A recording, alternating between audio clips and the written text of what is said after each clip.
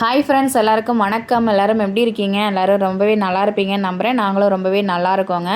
இன்றைக்கி வீடியோவில் எதை பற்றி பார்க்க போகிறோம் அப்படின்னா, வீட்டில் இருக்கக்கூடிய பெண்கள் முதலீடே இல்லாமல் அப்படி இல்லைனா கொஞ்சம் முதலீட்டில் வந்துட்டு லாபம் அதிகமாக தரக்கூடிய சுயதொழில்கள் பற்றி தாங்க நான் அந்த வீடியோவில் சொல்ல போகிறேன். ஃபஸ்ட்டு ஒன் பார்த்தீங்க அப்படின்னா, சத்து மாவு மிக்ஸ் இப்போ எங்கே பார்த்தாலுமே, யூடியூப்பு பார்த்தாலுமே சரி, இன்ஸ்டாகிராமில் எல்லா சோஷியல் மீடியாலையுமே சத்து மாவு மிக்ஸு சேல் பண்ணிக்கிட்டு இருக்காங்க. வாங்குறதுக்கான ஆட்கள் குறையுதான்னு கேட்டால் அதுவுமே இல்லை. அவ்வளோ பேர் சேல் பண்ணுறாங்க. எல்லாருக்குமே பார்த்திங்கன்னா ஸ்டாக் இல்லை, திரும்ப வந்துட்டு நான் வந்துட்டு ரெடி பண்ணி தரேன்னு சொல்கிறாங்க. அப்போ அவ்வளோ பேருமே வந்துட்டு வீட்டில் அவ்வளோ சோம்பேறித்தனமாக இருக்காங்களா என்னன்னு தெரில. எல்லாருமே வந்துட்டு ரொம்பவே ஈஸியாக கிடச்சிருது அப்படிங்கிறதுனால ஆர்டர் போட்டு வாங்கிக்கிறாங்க. அதனால் வந்துட்டு இந்த சத்து மாவு வந்து உங்களுக்கு செய்ய தெரிஞ்சிச்சு அப்படின்னா செம்ம லாபங்க.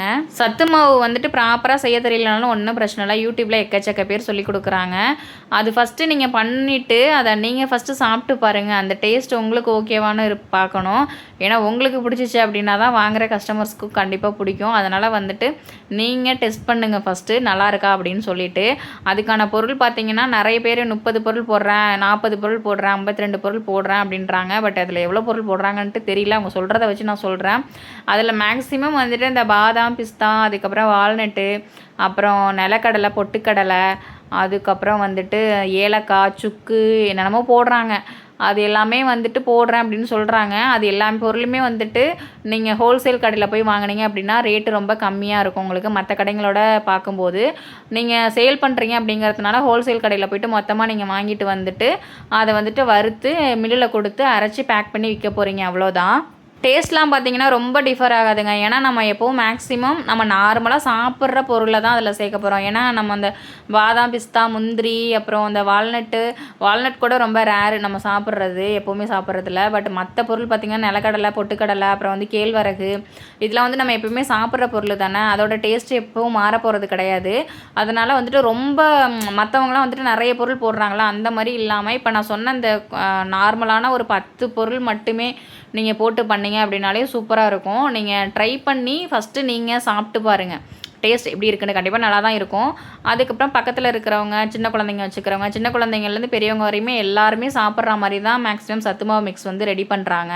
அதுக்கப்புறம் அதை வந்து அக்கம் பக்கத்தில் இருக்கிறவங்க, அவங்க ரிலேட்டிவ்ஸ் அந்த மாதிரி கொடுத்து எப்படி இருக்குன்னு பாருங்கள். அவங்க கண்டிப்பாக நல்ல ரிவ்யூ கொடுக்குறாங்க அப்படின்னா நீங்கள் அதை வச்சுட்டு நீங்கள் பக்கத்தில் இருக்கிற கடைகளில் விற்கலாம். சொந்தக்காரவங்களுக்கு மேக்ஸிமம் அவாய்ட் பண்ணுறது ரொம்ப நல்லது. நல்லாவே இருந்துச்சு அப்படின்னாலுமே நல்லாவே இல்லைன்னு சொல்கிறதுக்கு வாய்ப்பு இருக்குது. அதனால் உங்களுக்கு இது தெரிஞ்சவங்க அக்கம் பக்கத்தில் இருக்கிறவங்கள்ட்ட நீங்கள் கொடுத்து நான் அந்த மாதிரி விற்றுக்கிட்டு இருக்கேன், வேணுன்னா வாங்கிக்கோங்கன்னு ஃபஸ்ட்டு கொஞ்சமாக கொடுத்து பாருங்கள். அவங்களுக்கு பிடிச்சிருந்துச்சு அப்படின்னா கண்டிப்பாக அடுத்தடுத்து எங்களுக்கு வேணும்னு சொல்லுவாங்க. அதுக்கப்புறம் நீங்கள் நிறைய அளவு வாங்கி நீங்கள் மில்லில் கொடுத்து அரைச்சி நீங்கள் இந்த மாதிரி சேல் பண்ணலாம். சத்து மாவு மிக்ஸு என்னை பொறுத்தவரையும் விற்காமல் இருக்கவே இருக்காதுங்க. கண்டிப்பாக நல்ல லாபம் கிடைக்கும். கண்டிப்பாக ட்ரை பண்ணி பாருங்கள். செகண்ட் ஒன் பார்த்தீங்க அப்படின்னா, ஊறுகாய் பிடிக்காத ஆட்கள் ரொம்பவே குறைவாக தான் இருப்பாங்கன்னு நினைக்கிறேன். எல்லாருக்குமே ஊறுகாய் கண்டிப்பாக பிடிக்கும். யார் இந்த ஊறுகாயை வாங்குறாங்களோ இல்லையோ, இந்த பேச்சுலர்ஸ் கண்டிப்பாக அந்த ஊறுகாயை வந்து வாங்கி வச்சுருப்பாங்க. ஏன்னா அவங்களுடைய சாப்பாட்டில் கண்டிப்பாக கொஞ்சமாவது ஊறுகாய் இருக்கும். ஏன்னா அவசரமாக கிளம்பி போகிறதுல வந்துட்டு திடீர்னு ஒரு தயிர் பாக்கெட்டை வாங்கி ஊற்றி சாப்பிட்றாங்க அப்படின்னாலும் கொஞ்சமாக ஊறுகாய் இருந்துச்சுன்னா அதை தொட்டுட்டு சூப்பராக சாப்பிட்டு போயிடுவாங்க. அவங்க சாப்பாட்டுக்கெலாம் பெருசாக அலட்டிக்கவே மாட்டாங்க. குழம்பு வைக்கணும், தொட்டுக்க பண்ணணும், இப்படி இருந்தால் தான் சாப்பிடுவேன், அப்படி இருந்தால் தான் சாப்பிடுவேன்ட்டு. அது ஃபேமிலியில் இருக்கும்போது பார்த்திங்க அப்படின்னா அது வேணும் இது வேணும்னு வாங்கி சாப்பிடுவாங்க. பட் பேச்சுலராக இருக்கும்போது தனியாக ஒரு ரூமை ரெண்ட் எடுத்து இருக்காங்க அப்படின்னா வந்துட்டு அவங்களோட மேக்ஸிமம் சாப்பாடு பார்த்திங்க அப்படின்னா அந்த தயிர் ஊற்றி சாப்பிட்றது, ஊறுகாய் தொட்டுட்டு சாப்பிட்றது, ரசம் ஊற்றிக்கிறது, ஊறுகாய் தொட்டு சாப்பிட்றது, இல்லை ஏதோ ஒரு குழம்பு வைக்கிறாங்க அப்படின்னாலுமே கண்டிப்பாக கொஞ்சமாவது ஊறுகாய் தொட்டுட்டு சாப்பிடுவாங்க. சைடிஷ்க்கு ரொம்ப வந்துட்டு இம்பார்ட்டன்ஸ் கொடுக்க மாட்டாங்க பேச்சுலர் பொறுத்த வரையும். எனக்கு தெரிஞ்ச வரையும் சொல்கிறேன். உங்களுக்கு ஊறுகாய் மட்டும் செய்ய தெரிஞ்சிச்சுன்னா போதுங்க, செம்ம லாபங்க ஊறுகாயில். இப்போல்லாம் ஊறுகாய் விற்காத கடைங்களே கிடையாதுங்க. முன்னாடி தான் வந்துட்டு ஊறுகாய் சில கடையில் இருக்கும், சில கடையில் இருக்காது. இப்போ எந்த கடையில் பார்த்தாலுமே ஊறுகாய் கண்டிப்பாக இருக்குது. நம்ம ஊறுகாயெல்லாம் வந்து பாக்ஸில் இருந்துச்சு அப்படின்னா தான் நல்லா சேல் ஆகும். அதுக்கு நம்ம வந்து இன்வெஸ்ட் பண்ணணும் அப்படின்ட்டுலாம் நினைக்கவே வேண்டாம். அந்த கவரில் இருக்கும் பார்த்திங்களா, பேக்கிங் வந்துட்டு லேபிள் கலர் கலராக ஒட்டி இருக்கும். நம்ம பார்க்குறதுக்கே சூப்பராக இருக்கும் கவர். அந்த மாதிரி கவரில் போட்டால் தான் சேல் ஆகுங்கிறதுமே கிடையாது. ஒயிட் கவர்லேயே பார்த்திங்கன்னா மேலே வந்துட்டு என்ன ஊறுகாய் என்ன ரேட்டுங்கிற லேபிள் மட்டும் ஒட்டியிருக்கும். அந்த மாதிரி ஊறுகாயுமே விற்கும். நிறைய பேர் பார்த்துருப்பீங்கன்னு நினைக்கிறேன். அதெல்லாம் பார்த்திங்கன்னா பாக்ஸில் விட அந்த கவரில் போட்டிருக்கிறத ரேட்டு கம்பேர் பண்ணோம் அப்படின்னா கம்மியாக தான் இருக்கும். ஏன்னா அந்த பாக்ஸ் ரேட்டுமே சேர்த்து தான் அந்த பாக்ஸில் உள்ள ஊறுகாய்க்கு விற்பாங்க. நம்ம கவர் போட்டு விற்கும்போது கம்மி ரேட்டாக இருக்குங்கிற வாங்குறப்ப கண்டிப்பாக வந்துட்டு கவரில் உள்ளது வாங்குவாங்க. பாக்ஸில் உள்ளது தான் வாங்குவாங்கங்கிறதுலாம் கிடையாது. நிறைய பேர் ரேட்டு கம்பேர் பண்ணி தான் வாங்குவாங்க. நான்லாம் ரேட் கம்பேர் பண்ணி தாங்க வாங்குவேன். நம்மளுக்கு எந்த ஊறுகாய் நல்லா பண்ண தெரியுமா அந்த ஊறுகாய் மட்டும் கம்மியான குவான்டிட்டியில் பண்ணணும்.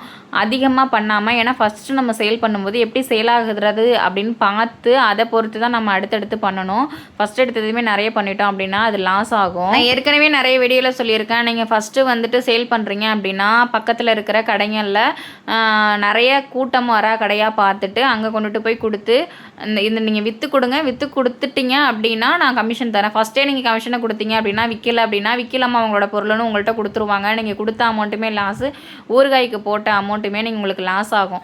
அதனால் இதை விற்று கொடுத்தீங்க அப்படின்னா அதுக்கப்புறம் நான் கமிஷன் தரேன். இல்லை ஒரு 2 பாக்கெட் எக்ஸ்ட்ரா நீங்கள் அவங்கள்ட்ட கொடுத்துட்டு அந்த பாக்கெட்டுக்குள்ளது நீங்கள் எடுத்துக்கோங்க, மீதி எனக்கு விற்றதுக்கு அமௌண்ட்டு கொடுங்க அப்படின்னு சொல்லி தான் நீங்கள் கொடுக்கணும். அதை ஃபஸ்ட்டு வந்து கொடுக்கும்போது கம்மியான குவான்டிட்டி பண்ணி நீங்கள் விற்று பாருங்கள். ஊறுகாய் பொறுத்தவரையும் கண்டிப்பாக நல்லா சேல் ஆகுங்க. சீக்கிரமாக வீணாக போகிற பொருளுமே கிடையாது. 6 மாதம் 1 வருஷம் கூட ஊறுகாய் இருக்கும். நிறைய நம்ம பண்ணுற பதத்தை பொறுத்து இருக்குது.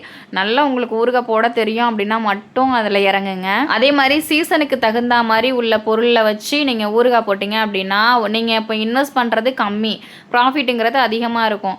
இப்போல்லாம் பார்த்தீங்கன்னா மாங்காய் சீசன், மாம்பழ சீசனே வந்துருச்சு. இருந்தாலும் மாங்காவுமே கிடைக்கும். மாங்காய் சீசனுக்கு மாங்காய் ஊறுகாய் பண்ணிக்கோங்க. லெமன் சீசனுக்கு இப்போ பார்த்தீங்க அப்படின்னா லெமனோட ரேட்லாம் ரொம்ப அதிகமாக இருக்குது. அதனால் லெமன் வந்துட்டு ரேட்டு ரொம்ப சீப்பாக விற்கிற டயத்தில் பார்த்தீங்க லெமன் ஊறுகாய் பண்ணிக்கலாம். அதே மாதிரி பார்த்தீங்கன்னா பூண்டுலாம் வந்துட்டு 2 கிலோ 100 ரூபா, 3 கிலோ 100 ரூபா அப்படின்னு சொல்லிட்டான் விற்றுக்கிட்டு வருவாங்க. அது பார்த்தீங்கன்னா கண்டிப்பாக அந்த மாதிரி ரேட்டு கம்மியாக வைக்கிறாங்க அப்படின்னா அது வந்து பூண்டு வந்து பெரிய பல்லாக கண்டிப்பாக இருக்காது.